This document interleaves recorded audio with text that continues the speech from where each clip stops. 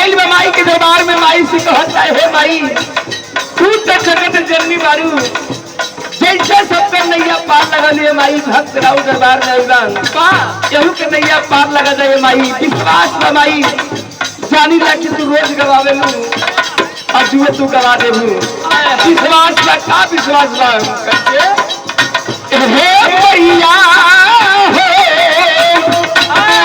आ जाए जननी हो जमीना जीरो जीरो हो गवावे लू इतने न जाने बोली के हर तेरा